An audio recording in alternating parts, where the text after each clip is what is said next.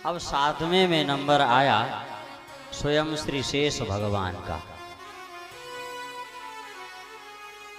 तो शेष भगवान का 7वें में नंबर आया। महाराज क्यों बोले थे ना कि हम बड़े बनेंगे, तो वो 7वें में आए।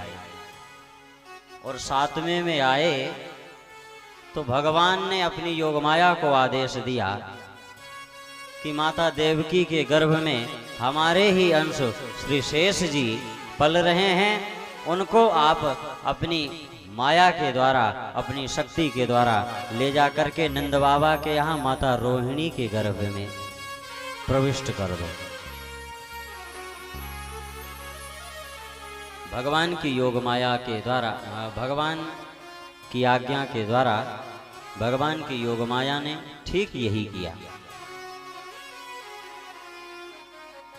शंकरषण शेष भगवान को माता देवकी के गर्भ से अपनी शक्ति के द्वारा खींच करके योगमाया रोहिणी के गर्भ में प्रविष्ट करा दी। और अब आया महाराज 8वें का नंबर भगवान श्री कृष्ण का, भगवान श्रीमन्नारायण का, भगवान श्री हरि का। तो भगवान ने अपनी योगमाया को भी आदेश दिया कि देखो इस लीला में आपको भी हमारा सहयोग करना है। तो क्या बोले, तुम नंद बाबा के यहाँ यशोदा मैया की पुत्री बनो और मैं देवकी मैया का पुत्र बन करके आऊंगा। और फिर आगे जो कुछ भी होना था कि वसुदेव जी हमें ले जा करके गोकुल में छोड़ आएंगे, तुम्हें लेकर के आएंगे। योगमाया ने कहा प्रभु हमको क्या लाभ होगा? बोले तुम विंध्यवासिनी के नाम से जानी जाओगी। बोले विंध्यवासिनी मैया की जय। आज वही कन्या विंध्याचल पर्वत पर माँ विंध्यवासिनी के रूप में पूजी जाती हैं।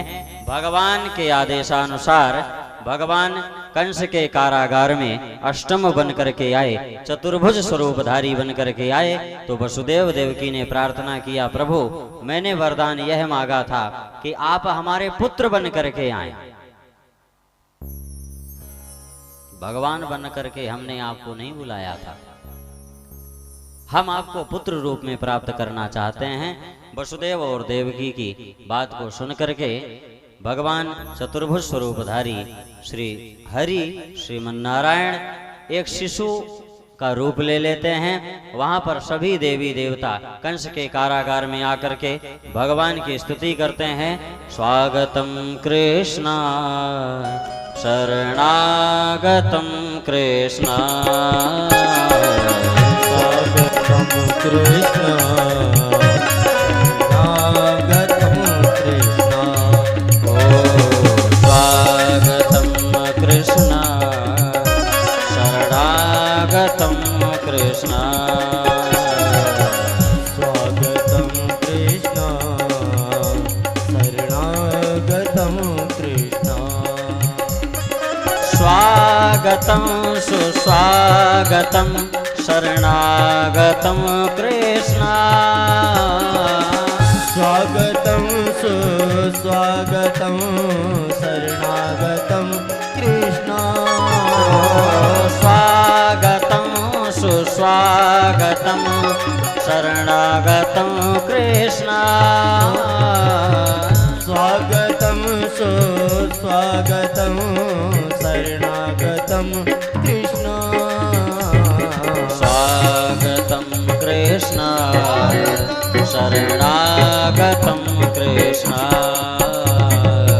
स्वागतम कृष्ण शरणागतम कृष्ण, सत्यव्रतम सत्यपरम त्रिसत्यम सत्यस्य योनिं निहितं च सत्ये, सत्यस्य योनिं निहितं च सत्ये, सत्यस्य योनिं निहितं च सत्ये, सत्यस्य सत्यमृत सत्यनेत्रं सत्यात्मकं त्वां शरणं प्रपन्ना, सत्यात्मकं त्वां शरणं प्रपन्ना, सत्यात्मकं त्वां शरणं प्रपन्ना, स्वागतं कृष्ण शरणागतं कृष्ण, स्वागतं कृष्ण शरणागतं कृष्ण, शरणागतं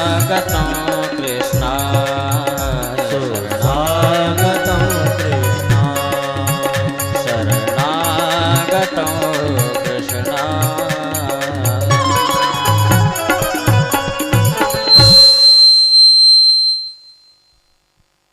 महाराज वहां पर कंस के कारागार में सब के सब देवी देवता ऋषि मुनि सब आए और भगवान शिशु रूप से हरि की स्तुति केवल सत्य के नाम से ही प्रथम दिन आप लोगों ने श्रवण किया था कि वह सच्चिदानंद कैसा है,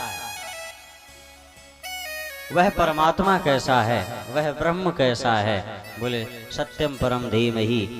सब के सब यहाँ पर स्तुति केवल सत्य नाम से ही करते हैं और भगवान की ही आज्ञा अनुसार वसुदेव जी महाराज उस शिशु को, अष्टम शिशु को ले जाने के लिए, गोकुल छोड़ने के लिए जैसे ही तैयार हुए, उनके हाथों में पैरों में लगी हुई जो भी बेड़ियां थी, हथकड़ियां थी, वो सब की सब खुल गई। महाराज भगवान कहते हैं ना कि जो तू आवे एक पग मैं आऊं पग 60, और जो तू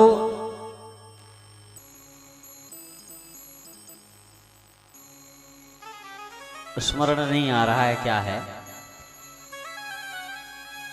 जो तू लकड़ी काठ की तो मैं लोहे की लाठ।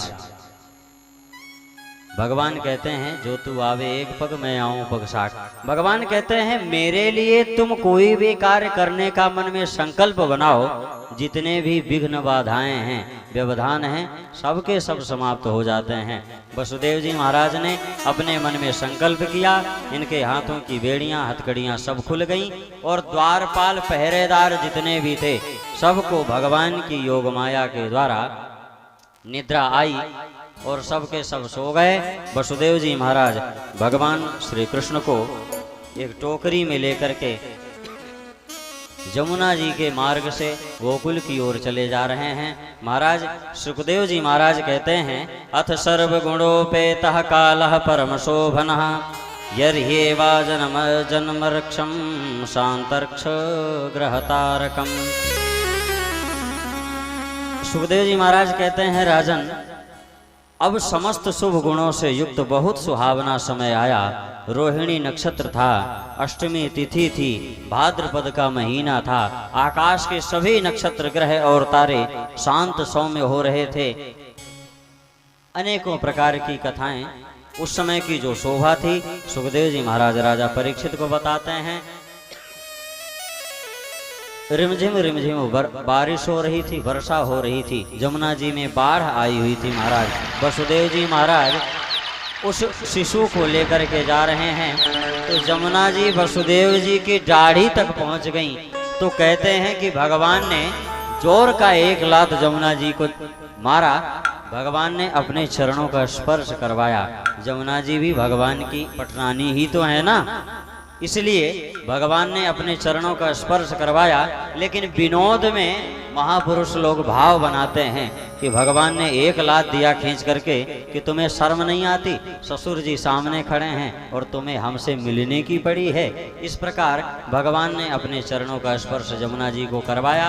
जमुना जी ने वसुदेव जी को मार्ग दिया। वसुदेव जी महाराज उस शिशु को ले जाकर के गोकुल में यशोदा रानी के बगल में लेटाए और वहां पर जो कन्या जन्म ली हुई थी उस कन्या को लेकर के पुनः वापस कंस के कारागार में आए।